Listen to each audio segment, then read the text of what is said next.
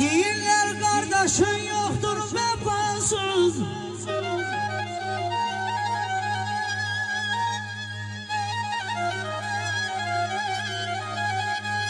Deyirlər qardaşın yoxdur vəfasız. Güya vəfasından qardaş çoxdur cəfası.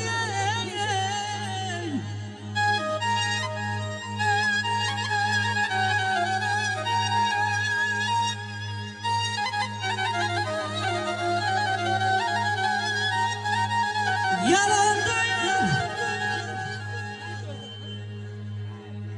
kardeş bu sözümden alsın. İnsana her bir zaman gelekti kardeş, gelekti kardeş, kardeş.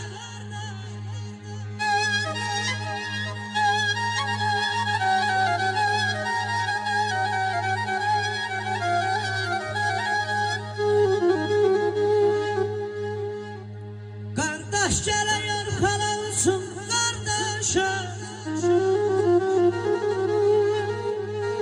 Saadetler biz ömrüm, ay kardeş vuran başa.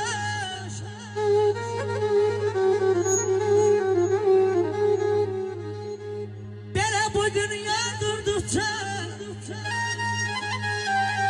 firavan yaşar.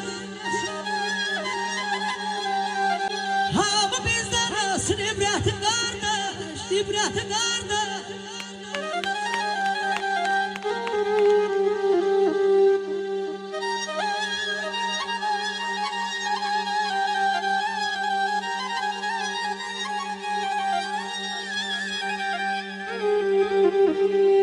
Kardeş geliyor kanalsın kardeşe.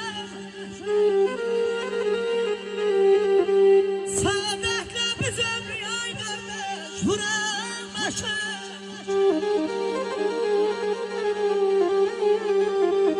Böyle bu dünya durdukça bir aman yaşayayım bana.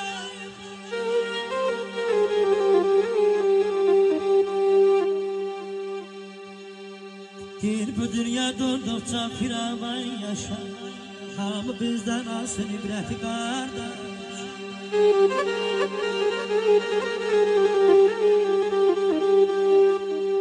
Neyledim derdine tapmadım elaç. Yaradım gözlerimi vererdim kardeş. Bilseydim elacın gözlerimiydi, vallahi çıkarıp gözlerimi vererdim ay kardeş. Öldü arzularım ahtarım neyi. Var bu fani dünyanın ay balam bin bir keleği. Ben tutabilseydim zalim feleği, onu yerlerle düderdim kardeş. Əzinem aydın olsun, aydın olsun, aydın olsun. Bugün Kenan Bey'imizin toy günüdür. Gözlerimiz aydın olsun, aydın olsun. Aydın